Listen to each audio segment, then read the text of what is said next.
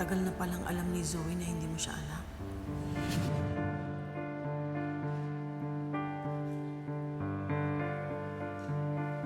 RJ.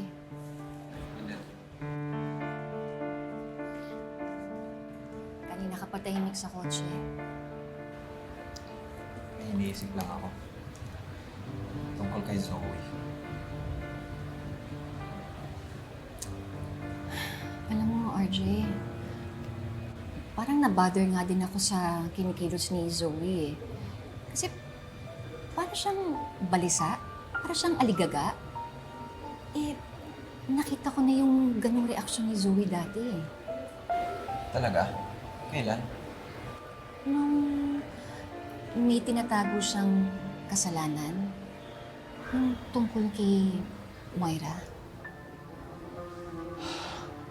Honestly, I feel the same way. Parang may alam nga si Zoe na tinatago niya sa atin. Talaga? Pinag-iisipan nyo na naman ng masama ang pamangkin ko? Alam mo, bakit hindi nyo na lang siya ipatawag sa Kongreso in aid of her expulsion from your family? At kapag hindi siya nakasagot ng maayos sa mga tanong nyo, edi ipakontempt nyo siya. Morgana, hindi si Zoe ang ipapakontempt namin. Kung hindi ikaw. Bakit ako? Dapat kayo. Eh, ang pa-plastic nyo eh. Sinabi nyo lang na hindi nyo itatakwil si Zoe kahit hindi siya isang tanyag. And yet, what are you doing? You are stabbing her behind her back. Eh, kung ganun din lang naman gagawin nyo, edi itakwil nyo na. Morgana, hindi ko itatakwil si Zoe kahit kailan. Pero, pwede ba ako magtanong? Sure. May naikwento ba si Moira sa'yo kung may naging karelasyon siya? Wala naman. Di naman kami close eh. Bakit? Dahil gusto kong malaman ko sino yung totoong tatay ni Zoe. Ay naku, nagsasayang ka lang ng oras. Wala ka rin lang naman mapagtatanungan, di ba? Eh, bakit mo pa umpisahan? Actually, meron. Sino? Si Carlos.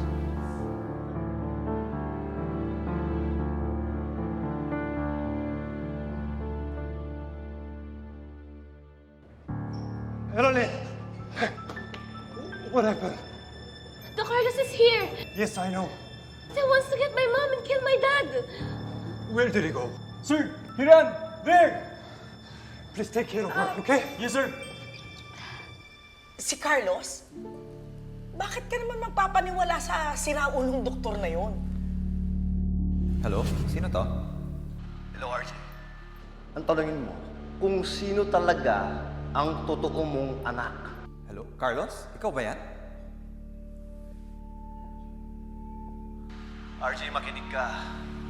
Hindi mo anak si Zoe. Ano sinasabi mo? Hindi ko anak si Zoe? May tumawag kasi sa akin noon. Hindi niya sinabi na siya si Carlos, pero nabusesan ko siya. Ang sabi niya, hindi ko daw totoong anak si Zoe.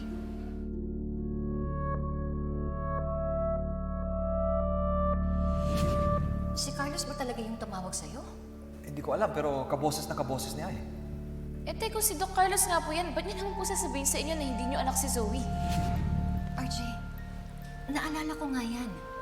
So, posibleng nagsasabi ng totoo si Carlos? Si Carlos? Eh, di ba nga, baliw siya? Walang maniniwala sa kanya. Still, he might know something. Baka nga kilala niya kung sinong nakabuntis kay Moira.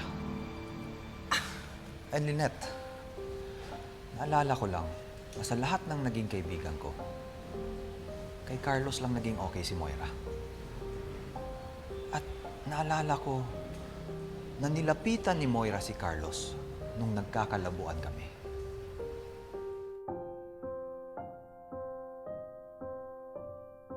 Hello, paki-follow up po. Call for medic. We need your help. Call for medic. ASAP! You're out of your mind. Besides, buhay ng pamangkin ko ang ginugulo nyo. Look, if you want to ask Carlos, go ahead. Yan eh kung mahahanap niyo pa siya. Eh di ba nga, nagtatago siya.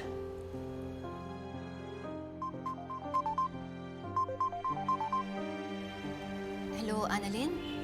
Hello, Nay! Nay, nandito po si Doc Carlos sa kondo po ni Zoe! Ano?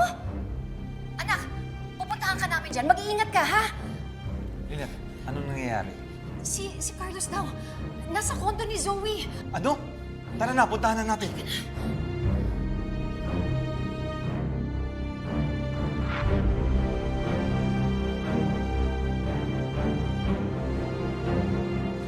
Ma'am, ito po. Kuha lang po ako ng tubig. Thank you.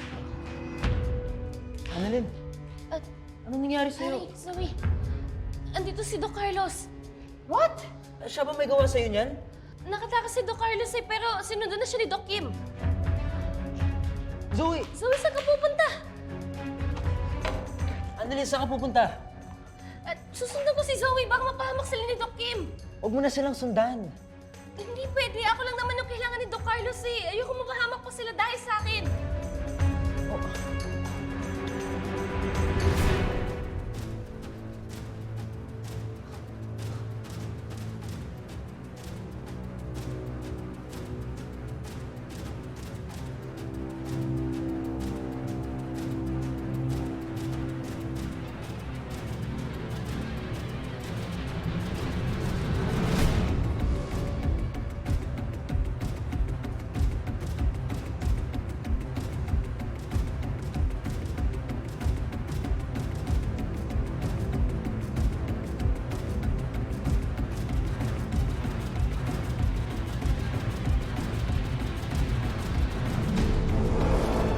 Looking for me?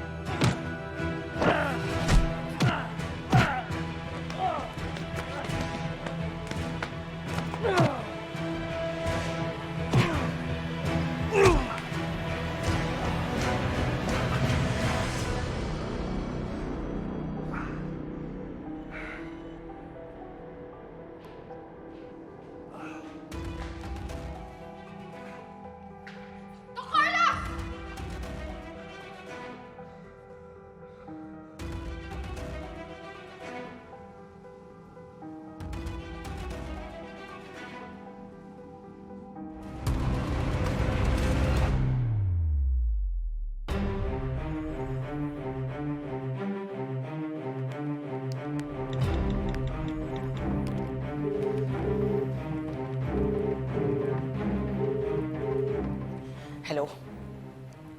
Puntahan mo si Zoe sa kondo. Nandun si Carlos malapit sa area niya. Patayin mo na siya bago niya ikanta tayo. Bilisan mo!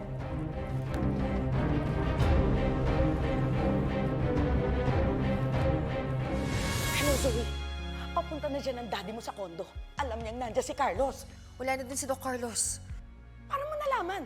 Nandito siya sa events place, malapit sa kondo ko. Sinundan ko siya. Kayo, tanggalin niyo yung mga costumes niyo.